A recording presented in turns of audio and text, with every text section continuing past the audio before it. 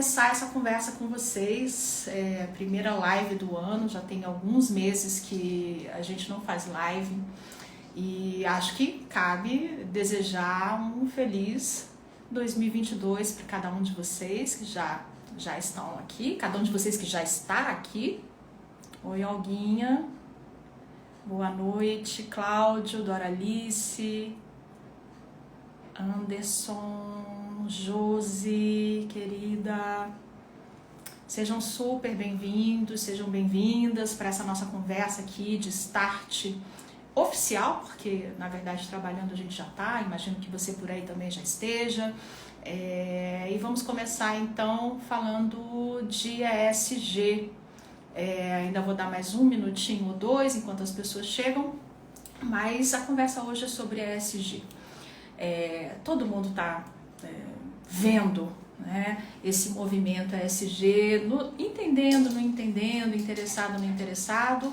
Esse movimento está aí, né, está acontecendo, tá na mídia, está aqui nas redes sociais, muitos produtos surgindo também na área de educação para fazer um upskill aí, coletivo, executivo, corporativo, de consultores, para que todo mundo comece a entrar nesse movimento, entender minimamente ou necessariamente aquilo que precisa saber para navegar nessa nova era. E então a gente já está por aqui há muito tempo mergulhados na questão da sustentabilidade. Só que a gente não tem muita pressa de fazer entregas até que a gente entenda que ok, estamos prontos, né? Estamos prontos, isso aqui é um instituto de educação, né? Então não é uma brincadeira, não é um entretenimento, embora a gente goste de fazer com que os cursos sejam agradáveis, assim, precisa ter um compromisso de entrega de valor, tanto para os alunos nos cursos abertos, quanto para as organizações hoje que estão conosco. E então eu vou dizer para vocês que desde outubro de 2020 a gente está fazendo uma trilha dentro da sustentabilidade. A gente começou com um compromisso muito sério, muito arrojado, que foi de integrar a plataforma de institutos de educação da Academia do Desenvolvimento Sustentável da ONU. A gente ingressou em outubro e vínhamos dando alguns passos para entender como a gente poderia fomentar uma educação voltada para a sustentabilidade dentro do que nós acreditamos. Então acho que hoje eu vou conseguir dar um pouquinho dessa pegada do que é a sustentabilidade. Não é para nós, né? Nós acreditamos, mas não fomos nós que criamos nada disso, né? A gente vai beber nas fontes. Então eu vou trazer um pouquinho do que é sustentabilidade hoje.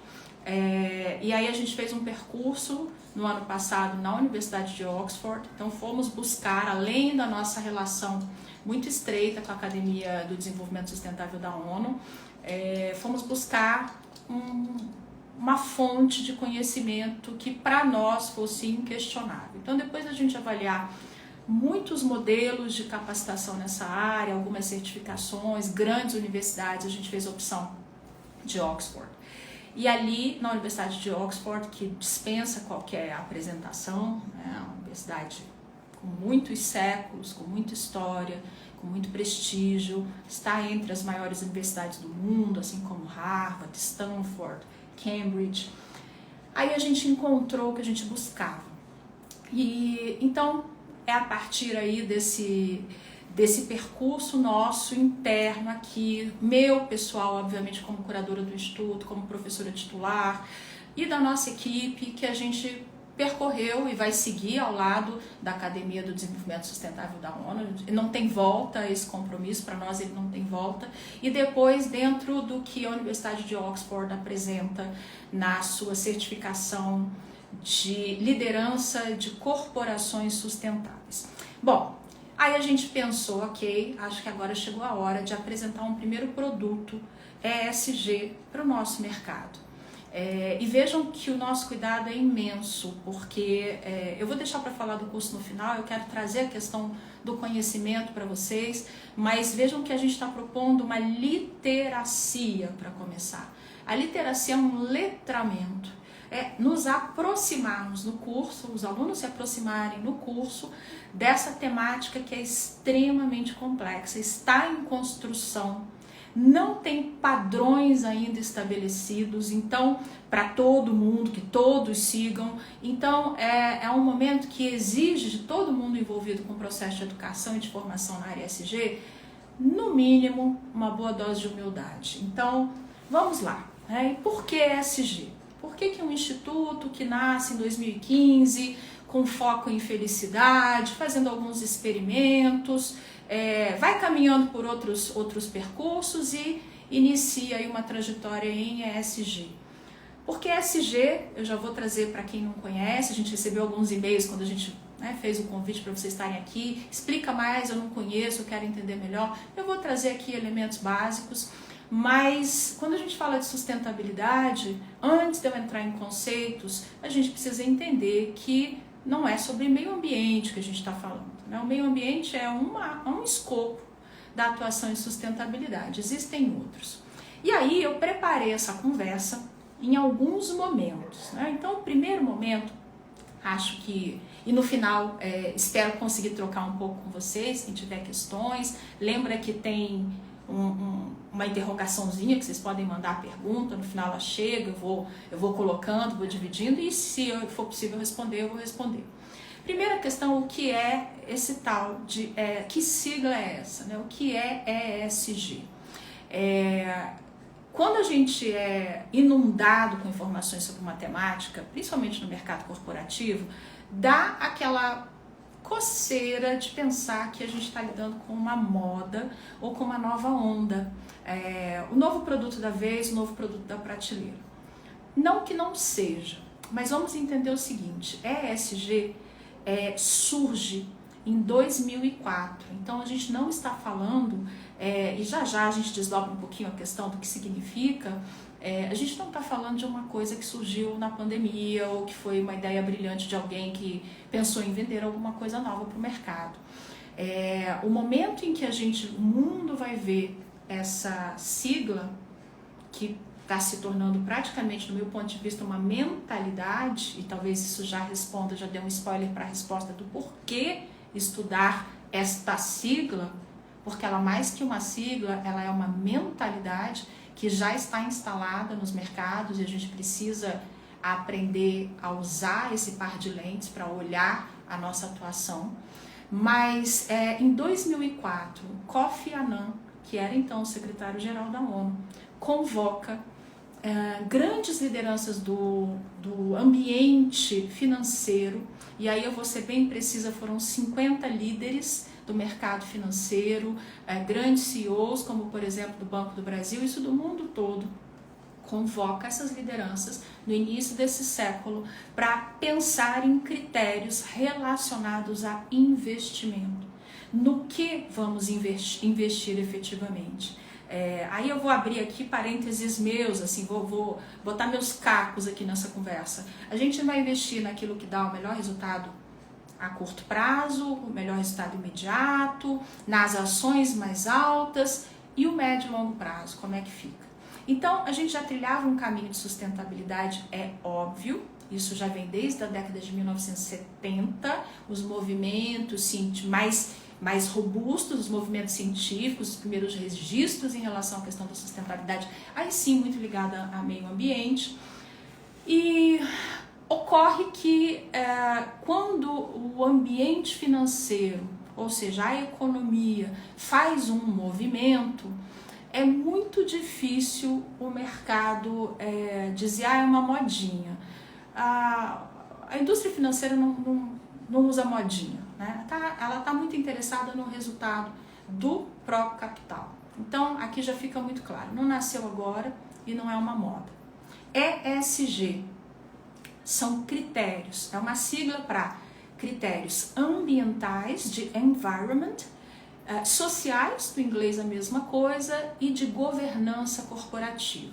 Então são 3 pilares hoje que compõem esses critérios. Hoje, a gente não sabe como isso vai evoluir. Esses critérios que são critérios fundamentais hoje e que vão crescer muito no mercado financeiro.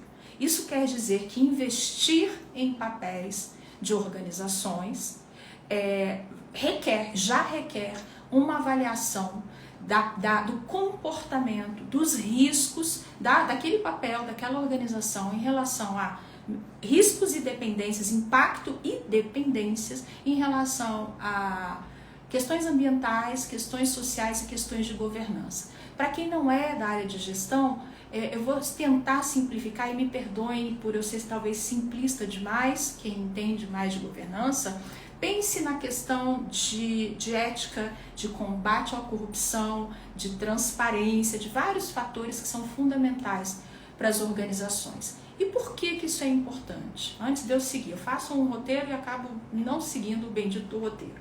Por que isso é muito importante? Porque eu invisto num papel, ou seja, numa ação de uma organização que vive uma crise que pode ser de natureza ambiental, e nós sabemos, nós temos todos memória no nosso repertório, memória em relação a isso, ou social, ou de governança, como por exemplo, e vimos também ao longo dos últimos anos, das últimas décadas, grandes crises relacionadas à corrupção e o quanto elas afetaram aquela organização e também afetaram seus investidores. Então, entendam isso. Esse é o primeiro ponto que eu gostaria que ficasse muito claro. Isso não é uma modinha, não é coisa de gente sonhadora, não é uma filosofia. Pode até ser a filosofia a sua, a de algum grande executivo, que seja um executivo ativista, como a gente tem, por exemplo, o João Paulo Pacífico, do Grupo Gaia, mas em termos de mercado não é disso que a gente está falando. Então, critérios ambientais, sociais e de governança corporativa. Eu quero trazer alguns dados, e para isso eu vou precisar da minha cola, em relação a grandes fundos de investimento. E calma, gente, a gente vai chegar nas questões de bem-estar, de saúde mental e de felicidade. A gente está aqui vendo um escopo amplo e situando, contextualizando essa história de ESG. Então, a gente vai ver, por exemplo, que os fundos, os grandes fundos, as grandes consultorias financeiras, eles mostram como é que está hoje o investimento, o grande investimento financeiro, grande investimento em ações. Então, a PwC, a PricewaterhouseCoopers, eu acho que é isso, ela traz o seguinte dado pra gente: até 2025, tá bem aqui, né, tá ali depois da esquina, 57% dos investimentos em grandes fundos, grandes investimentos financeiros da Europa, mais da metade serão em fundos que consideram os critérios ESG. Mais um dado: 77% dos investidores financeiros planejam parar de comprar ações, ou seja, papéis de organizações que não tenham evidências de compromissos ambientais, sociais e de governança corporativa dentro de um ano. E mais da metade do valor de uma marca hoje está relacionado com um índice chamado Índice de Sustentabilidade Empresarial, que também não é novo, nasceu em 2005. Então, ligado aí a B3, a nossa Bolsa de Valores. Então, os investidores não se iluminaram de uma hora para outra, não se tornaram ativistas ambientais, talvez alguns sim, a gente sabe que isso existe, mas não na maioria. Eles hoje olham para as organizações e entendem que estamos todos sob grandes riscos, correndo, na verdade, construindo os nossos próprios riscos. E se nós não tivermos critérios, práticas e evidências de que estamos, por exemplo, descarbonizando a economia, e eu não vou mergulhar porque essa não é a minha área, mas a gente acompanha a COP, lê, se eu não evidenciar que eu estou comprometido com a descarbonização da economia, eu deixo de ser uma organização interessante. Se eu não evidenciar, por exemplo, que não é a maior urgência, infelizmente, mas se eu não evidenciar as minhas práticas de diversidade, o meu compromisso com a comunidade onde a organização está inserido, não o meu compromisso de pessoa boazinha e iluminada, o meu compromisso de não ser deletério para essa comunidade.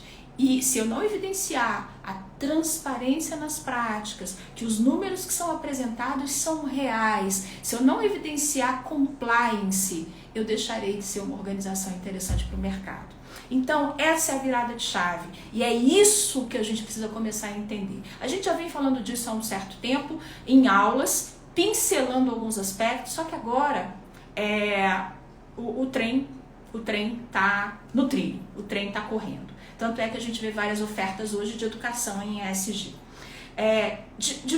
A grosso modo, eu quero dizer que ESG é igual a redução de risco. Redução de riscos para a organização, para o ser humano, para a vida, as diversas formas de vida e para o planeta. Redução de risco.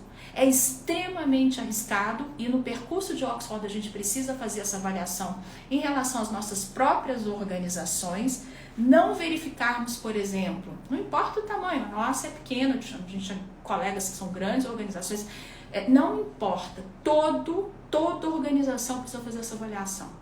Qual é a minha dependência do meio ambiente, a minha dependência humana, né, da força humana, social e a minha dependência, por exemplo, da questão da minha transparência, da minha relação com o mercado. A gente precisa fazer essa avaliação. Qual é a minha dependência e qual é o meu impacto? São as duas grandes questões que a gente traz numa avaliação, por exemplo, ESG. O que não é ESG? Então, quem já teve aula comigo sabe que eu gosto dessa forma de ensinar também. O que é e o que não é. Não é abstrato, absolutamente não é abstrato. Eu acho que ou é uma energia que me toma e eu quero. O que nos move pessoalmente pode estar presente, né? Compromisso, não importa, isso está presente, mas no mercado onde nós atuamos, ESG, não é uma filosofia, não é etéreo, não é iluminação e não é área de aquário. Não é isso. Então, esse é o primeiro ponto. Se o discurso começa a caminhar, isto orientação da Universidade de Oxford, quando o discurso, o nosso, o da organização, começa a caminhar com sermos bonzinhos, é um grande risco para práticas efetivas de compromissos ambientais, sociais e de governança corporativa. E outra coisa, ser sustentável não é uma escolha. Não é uma escolha. É o caminho de preservação da vida. Também não vou entrar nesse esquema porque precisaria de muitas horas e de experts para falar sobre isso. A sustentabilidade, entendam quando eu falar de sustentabilidade, meu lugar de fala é sustentabilidade humana. Obviamente, eu não tenho nenhuma pretensão em falar como expert em sustentabilidade ambiental e nem de governança corporativa, mas a sustentabilidade humana. Nenhuma sociedade sobreviverá se não ajustar essa chave e esse trilho em relação à sustentabilidade. E o ex-CEO da Unilever tem uma, que também pertence hoje à Universidade de Oxford, que é o Paul Dolan. Ele diz isso uma citação muito simples e muito emblemática. Negócios não têm sucesso em sociedades que fracassam. Negócios não têm sucesso em sociedades que fracassam. Isso, para mim, é um princípio ético. Isso, para mim, é um princípio ético. Mas na minha conversa com uma organização, é um princípio estratégico. Uma coisa não elimina a outra. Se o meu discurso, ao conversar com lideranças, com executivos, ou com pessoas em formação e pós-graduação, é um discurso de estratégia, que fique bem claro que isto não elimina o meu discurso, a minha intenção humanista e ética. Mas não funciona no ambiente organizacional, onde o output é resultado, nós falarmos apenas sobre a questão da ética. A gente precisa mostrar os riscos da dependência ambiental. Eu já vou dar o nome correto, para isso eu não quero antecipar. Dependência ambiental, a dependência social e humana. Quais são os riscos se nós não zelarmos pela preservação da vida, seja ambiental, seja humana. Então, há quem decida estudar ESG por convicção, então por princípios, maravilha. Há quem decida fazer por conveniência, eu vou ter que fazer, porque todo mundo está fazendo, a minha empresa vai ter que fazer, porque senão como é que eu vou ficar na fita? Não acho suficiente, e há quem vá fazer por compliance, porque é inevitável, porque é uma questão emergencial de gestão de riscos, de dependências e de impactos. Acho que quando a gente une a convicção e o compliance, acho que a gente caminha por um lugar que me parece mais correto. Deixa eu trazer então aqui um pouquinho da sustentabilidade humana, né, que é o que se acende aqui na nossa conversa dentro do Instituto e já vem sendo tratado de várias formas aqui no Instituto. Bom, deixa eu explicar para vocês uma coisa.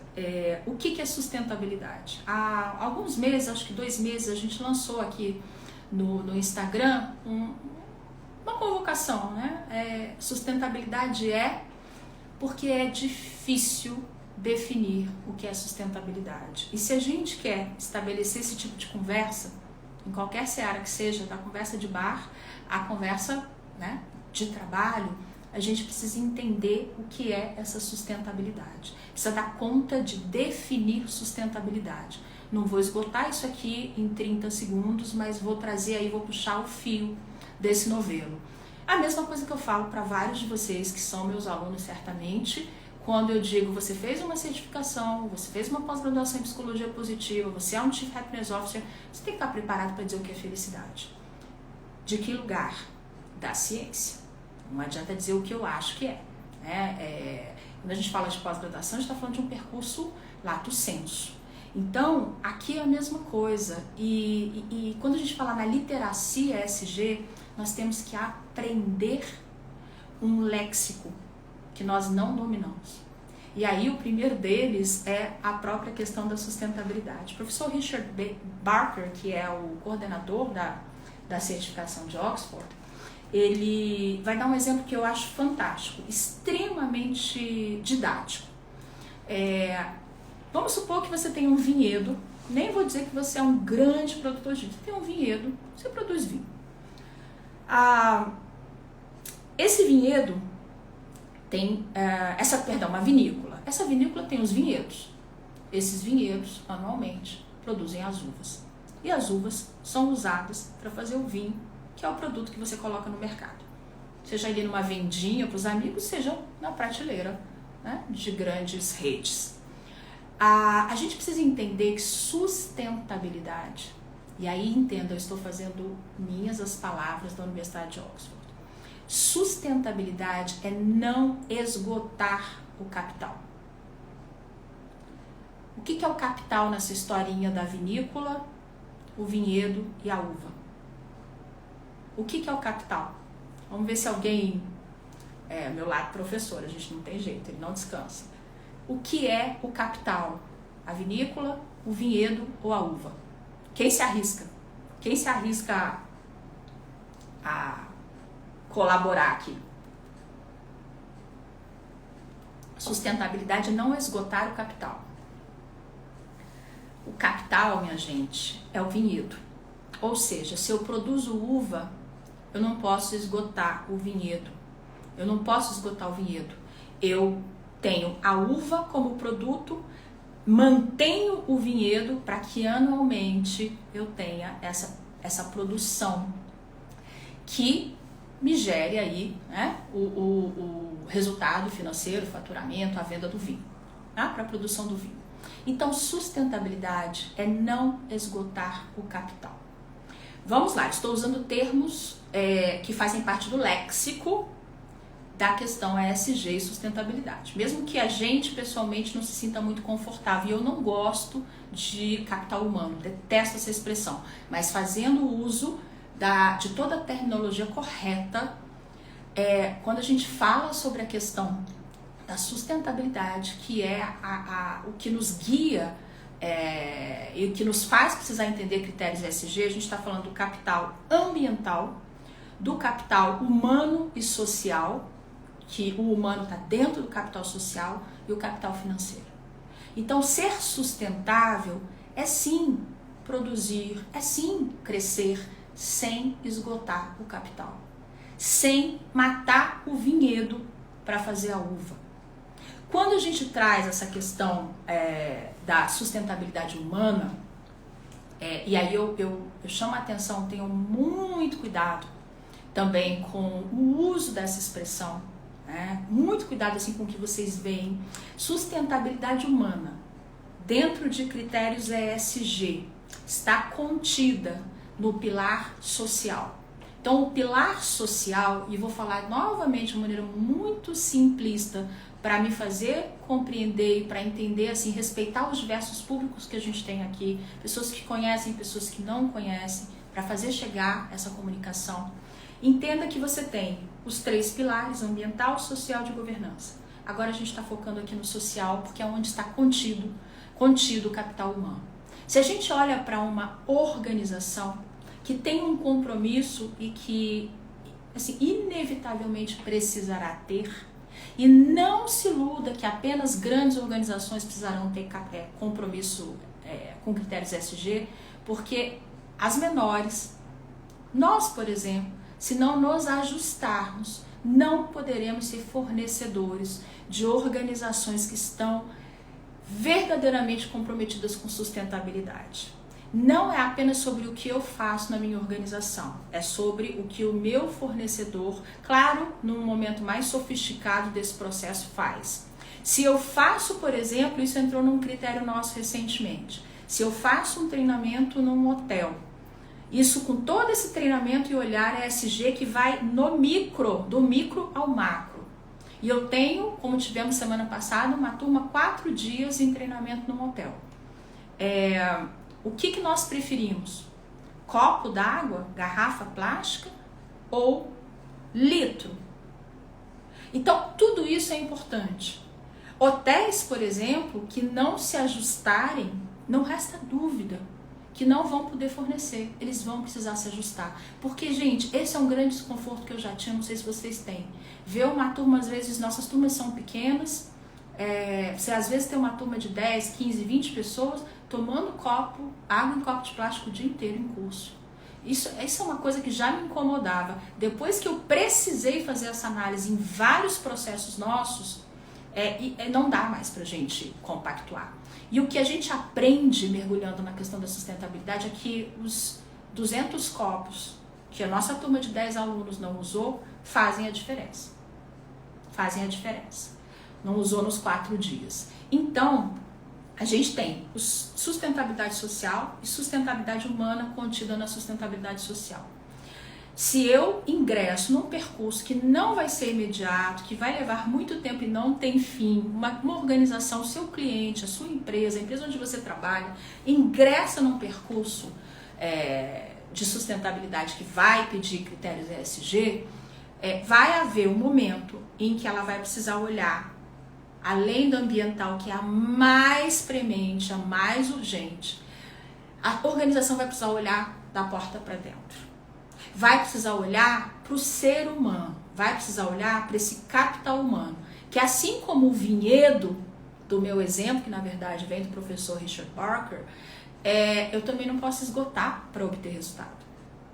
Eu não posso levar o ser humano ao esgotamento para eu ter um resultado agora. O que a gente vê? E aí vem a ligação dos pontos. Aí eu começo a trazer mais provocações. Talvez espero inspirar, espero incomodar, espero que você saia um pouquinho do lugar, 1% que seja. O que a gente vê em termos de escalada de transtornos mentais comportamentais? O que a gente vê, por exemplo, em torno da questão da síndrome de burnout, que está super discutida, e vocês sabem disso, de ter sido inserida efetivamente no CID-11 como fenômeno relacionado ao trabalho. Não é doença ocupacional, gente. Tá tudo errado que está sendo divulgado. Isso é uma orientação, não é minha, é da ISMA. A ISMA fez a revisão de um artigo meu, a própria presidente da ISMA, a doutora Ana Maria, e alertou para isso. É um fenômeno relacionado ao trabalho. Sim, vai responsabilizar a organização no diagnóstico. Sim, mas não pode ser chamada de doença ocupacional, tá? O que a gente vê em torno disso tudo? Esgotamento do capital humano. Esgotamento do capital humano. Isto não é sustentável. não é sustentável. E é aqui, e é por isso, não é por outra razão, que a gente iniciou um percurso na sustentabilidade. Uma característica aí, vou falar por mim, que me constitui, é buscar estabelecer um olhar sistêmico para as coisas. Eu não acredito em programa de felicidade, bem-estar, saúde mental como apêndice de organização. Tá aqui o programinha, bota ali o programinha com a pessoa que gosta de fazer isso. Bateu um vento, olha, tira ali o programinha, porque agora a gente vai fazer um programinha de agile. Não é isso. A gente fala de aspectos estratégicos e estruturais. Quanto mais estudarmos sustentabilidade, e claro, a não ser que você queira, você não precisa se tornar um expert ambiental, eu vou dizer para vocês, não acreditem em cursos que transformam ninguém em expert em ESG em nenhuma área, em 4 aulas, como o nosso, por exemplo, 16 horas, não acredite nisso.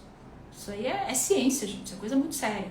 Mas, enquanto a gente não aprender a ligar pontos, as nossas atuações, os nossos compromissos, os nossos desejos, as nossas motivações internas de melhorar a condição humana dentro do trabalho, terão muito mais dificuldade de se realizar.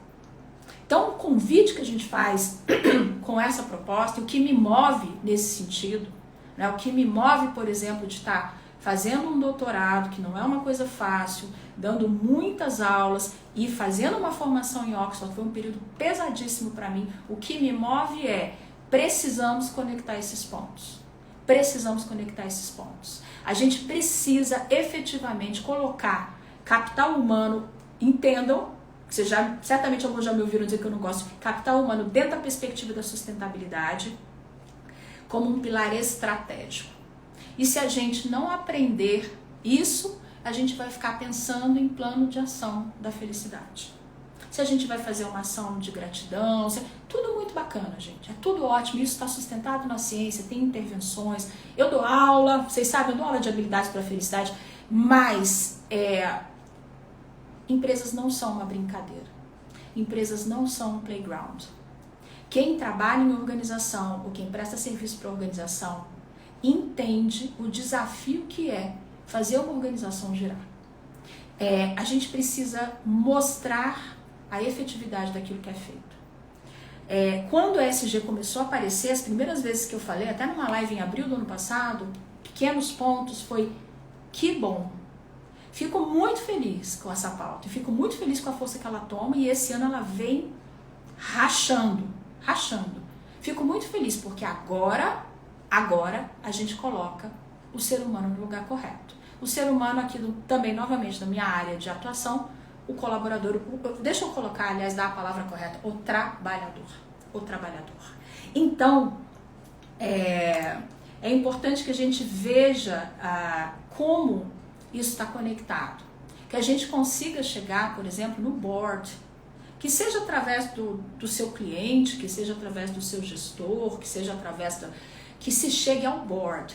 Porque existem 2 perguntas que precisam ser feitas no board. Qual é o nível de dependência que a minha organização tem dessas pessoas que estão aqui hoje? Eu penso na minha. E minhas queridas, somos todas mulheres na equipe, devem estar por aí, elas sabem disso. Então eu não estou tirando onda com ninguém. Qual é o meu nível de dependência? E aí você pode pensar no seu negócio, na empresa onde você trabalha, no time que você gerencia, no seu cliente. Qual é o seu nível de dependência? Essa é a primeira pergunta que é fundamental. E para isso tem metodologia. Estou aqui trazendo alguns aspectos, para isso a gente percorre método. A questão é quem eu serei se perder pessoas. Nós estamos vendo as organizações que dependem de tecnologia sofrendo muito com o turnover da área de TI, né? de TI, de inteligência artificial, porque esses profissionais hoje têm muita oferta de trabalho e trabalham em qualquer lugar do planeta, de onde eles estiverem, né? Para qualquer lugar do planeta, onde eles estiverem. E é impossível um negócio florescer sem pessoas adequadas para esse processo. E aí, antes de trazer a segunda questão, eu falei que são duas perguntas. Qual é o meu nível de dependência hoje? Mas dependência não é afetiva, não. É dependência do meu negócio, da minha força de trabalho. E aí eu vou chamar aqui a atenção para um ponto, que é isso que eu faço quando a gente vem para as lives. Eu quero dividir com vocês o que eu escuto e o que eu percebo. O que eu escuto, por prestar serviço, e para cada palestra que nós fazemos, para cada curso que nós prestamos, nós temos sessões de briefing. Então nós ouvimos as organizações, e na semana passada estivemos num curso com algumas executivas, um curso aberto, que foi a Teoria U, e tínhamos executivas fazendo esse curso, e existe um ponto extremamente frágil dentro das organizações nesse momento, que é nível de dependência, lideranças. Esse é um relato recorrente, e não é difícil compreender e antever isso. Então, lideranças que seguraram 2 anos de pandemia, e seguraram bem, porque as organizações, de modo geral, seguem entregando, algumas até crescem, né? performam bem durante a pandemia. E aí aquilo que a gente sempre chama atenção, middle management, a liderança média, entre a alta gestão e a base. Então, pesquisas, isso não é só percepção, eu acho que os líderes estão cansados. Pesquisas de estresse percebido, o SRQ20, que é rastreamento de transtornos mentais, está encontrando, a aplicação dessas pesquisas está encontrando líderes em sofrimentos e equipes mais saudáveis. Então, qual é o nível de dependência da organização, eu diria hoje, em relação às lideranças? A segunda pergunta é, qual é o impacto que a organização gera, que o trabalho gera nos trabalhadores? Essas são as duas perguntas. Eu só posso atuar em sustentabilidade se eu compreender, vamos trazer para o meio ambiente, que fica muito claro, se eu compreender qual é o meu nível de dependência de aspectos ambientais. Energia, por exemplo. A instabilidade de fornecimento de energia, que a gente tem visto em alguns lugares no Brasil. A gente teve aqui em Brasília no passado, que me fez ter que sair correndo de manhã para fazer uma palestra que era impossível de ser cancelada. Qual é o meu nível de dependência? Eu só atuo na questão da sustentabilidade quando eu entendo. Deixa eu trazer um raciocínio para ajudar vocês a navegarem comigo. E daí? E daí que uma organização, no caso de educação, que entrega hoje praticamente 90% dos seus produtos, das suas soluções de modo online, ela precisa ter um sistema de energia fotovoltaica. Então, além obviamente da descarbonização, o nível de dependência de estruturas que são instáveis e o nível de impacto que a gente gera. O quanto devemos viajar, por exemplo, se considerarmos impacto ambiental.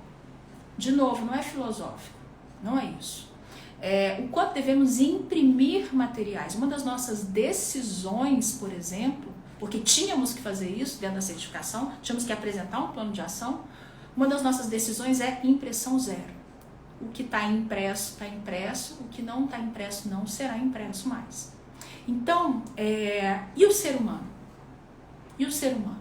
Qual é o nível de dependência de maneira muito séria? E qual é a vulnerabilidade dessas pessoas hoje? O que entrega uma leitura de vulnerabilidade é pesquisa com validade científica. Gente, enquete não é pesquisa, tá? Por favor. A gente não faz enquete para saber como está a saúde mental das pessoas. A gente faz pesquisa com validade científica.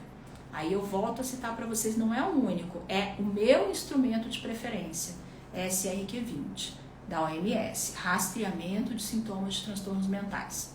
Agora, existem números. Hoje eu conversei com a Marina da GSK, que tem um case fenomenal de gestão de saúde, bem-estar e estresse.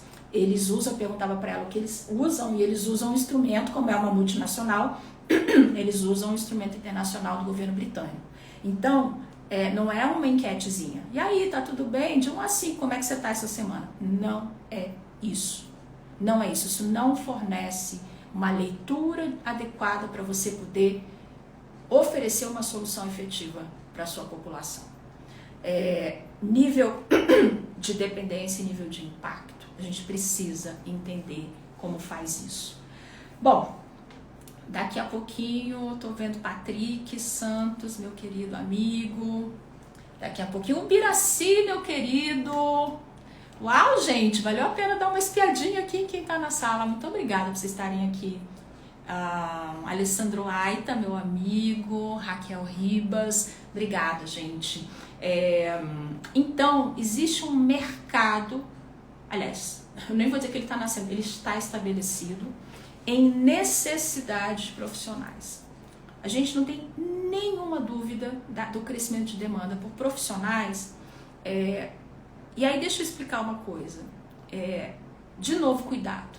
Ninguém sai executivo ESG pronto depois de 4 encontros. Não existe. Eu estou falando sobre mentalidade ESG. Como é que eu aprendo a pegar um par de lentes que me ajudam a enxergar a realidade na qual eu atuo? Aqui vamos falar sobre bem-estar humano, que é o meu campo de atuação, né? Bem-estar, saúde mental do trabalhador, que me ajuda a colocar um par de lentes para abordar essa questão, para fazer anamnese, para fazer diagnóstico, para propor ação, para educar, olhando sob a perspectiva da sustentabilidade. E como é que eu uno essa conversa a uma pauta ESG que está certamente em curso na maioria das organizações, mesmo que não esteja sendo realizada, mas que está ali. Então, esta é a ideia. Eu não vou me tornar expert ambiental. Eu não vou aprender a fazer redução de emissão de gases. Não é isso, a não ser que eu faça um percurso robusto nessa área. O que eu preciso entender é de que maneira eu tiro o bem-estar humano da esfera operacional dentro das nossas organizações. De que maneira eu elimino de uma vez por todas o discurso do autocuidado como a única, obviamente ele é importante, como a única solução de enfrentamento a transtornos mentais comportamentais, por exemplo, e a síndrome de burnout. De que maneira eu entendo este indivíduo trabalhador contido dentro de um sistema chamado organização, em troca com essa organização, sendo afetado pela organização, o que não quer dizer que é culpa da organização, não é isso que eu estou dizendo. Cada indivíduo é afetado de uma forma diferente. Às vezes sim é responsabilidade da organização. Quando a gente está falando de cultura deletéria, quando a gente está falando de modelo de gestão, de liderança deletério, eu preciso levar para um outro patamar. Até o momento em que seja impossível desver.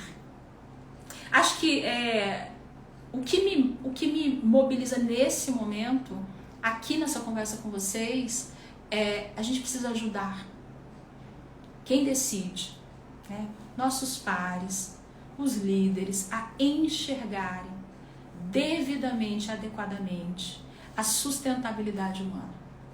Entenderem que há uma série de sofrimentos que vão ocorrer porque são inerentes à experiência humana, sofrimentos relacionados ao trabalho, se a gente for beber na psicodinâmica do trabalho, deve ter pessoas, colegas aí que são dessa linha. Ele tem sofrimento e prazer, faz parte. Sofrimento e prazer faz parte da vida. O que não faz parte da vida é sofrimento desnecessário, é estressor desnecessário, não repousar.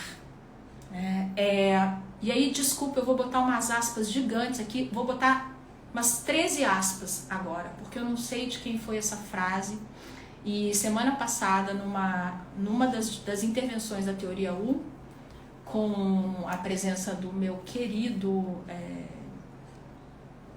professor Lucas Benevides, psiquiatra, nós juntos, isso se chama escuta generativa, é tratado na Teoria U, e aconteceu, por isso não é meu, mas eu não sei de quem é, e ninguém quis assumir. Eu falava de quem foi essa frase, ninguém assumiu, nasceu num exercício de escuta generativa. A gente precisa, ok, né?